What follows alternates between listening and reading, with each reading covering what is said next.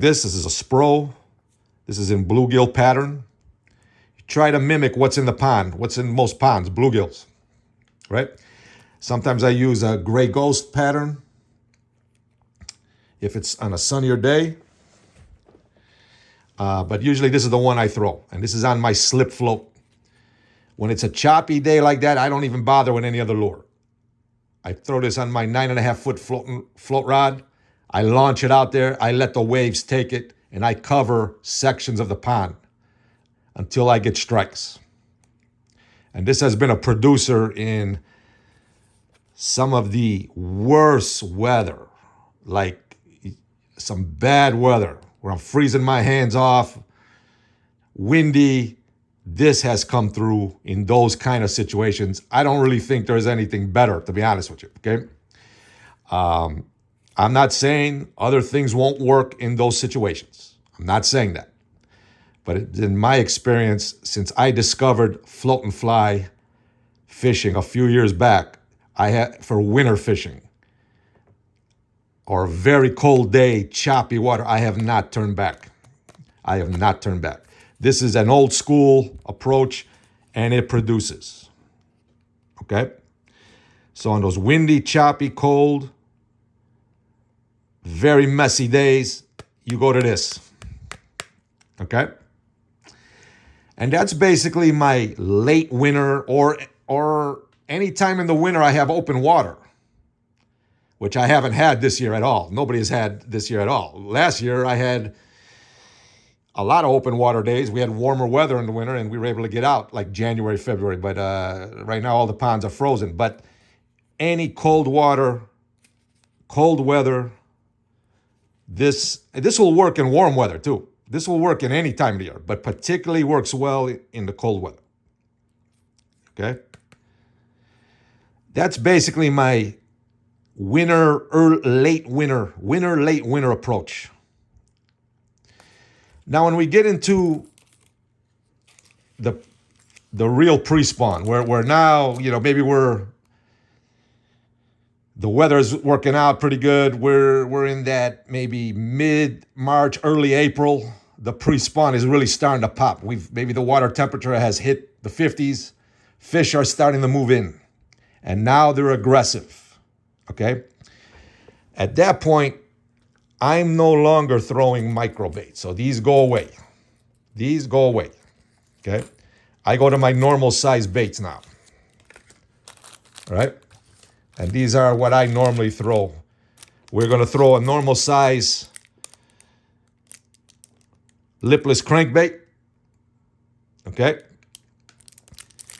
Usually in red. I have a gold one here. I don't have a red one in hand. Gold for the rivers.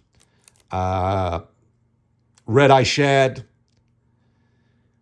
Crayfish color. Any of those will work. Okay?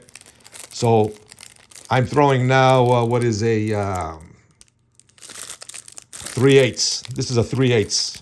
You can even go bigger if you want. But my point is, I'm going to my normal size baits. Okay? Because now I'm looking for the big fish. Because they're out now. They're out. They're about. They're moving around. I'm looking for size now. In pre-spawn, I'm looking for size. Late winter, I'm looking for numbers.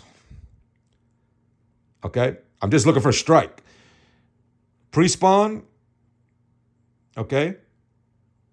And in the fall, I'm looking for size. Okay?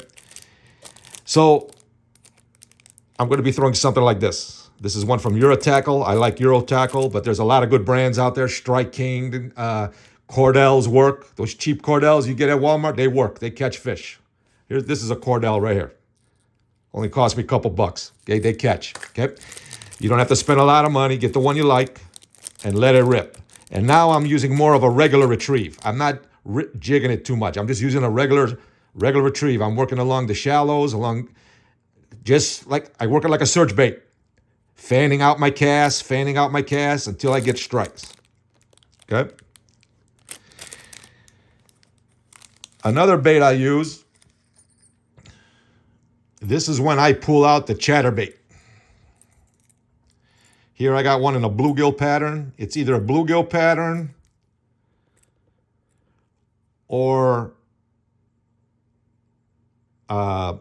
blue with blue and purple with black flake. It's either this one or that one. I don't use any other color. It's either the bluegill one or black and purple flake. Either one of those will work. Okay? And this is a good time of year to throw this. I normally don't do that good with this in the summertime. I have caught, but I normally don't do that good with this in the summertime or on real warm days for some reason. It might be me, okay? But on those cold, when the water's still cold, but the fish are starting to get active, the chatterbait comes through. For sure. I got a trailer on here.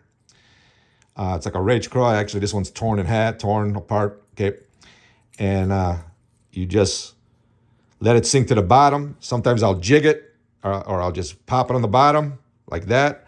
Or most of the time, it's just a steady retrieve. That's it. So the chatterbait is another one of my pre-spawn arsenal. If I get a choppy water day and it's slightly warmer, I will go to a spinnerbait. Okay? And it depends. If it's a cloudy day, something like this maybe with some chartreuse in it. Okay? Maybe something like this in a bluegill pattern. I like bluegill pattern because fish feed on bluegill. Okay? So it's anything like this, with or without a trailer, will work. Okay? If it's a little more choppy water day, a little bit windier, I'll pull out the spinnerbaits.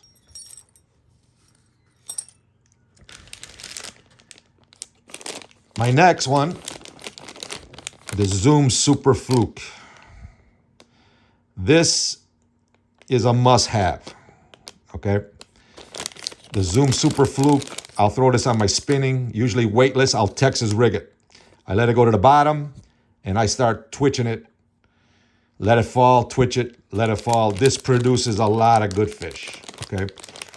If the water's a little clearer, I'll throw something like a white. If it's a dark day, I'll throw something like this chartreuse. This is a big one for me. Again, I let it go to the bottom. I start twitching it back. You can do a lot of different things with these.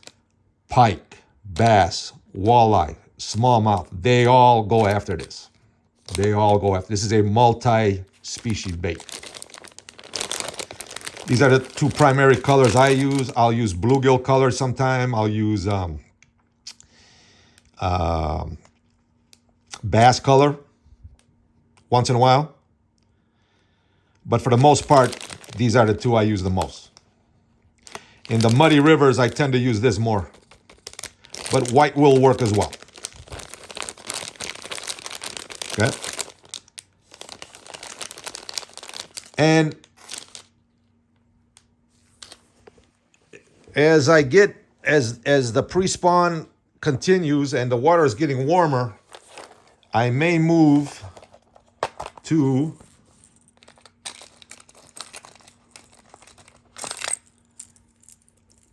a square bill crankbait. This is one from Yozuri. This is their 3D Prism. These are excellent crankbaits, especially in the river. I love this color here. I nail all kinds of fish on this. And I will throw this when the water's starting to get, we're getting into the late pre-spawn now, where the water's starting to get a little warmer.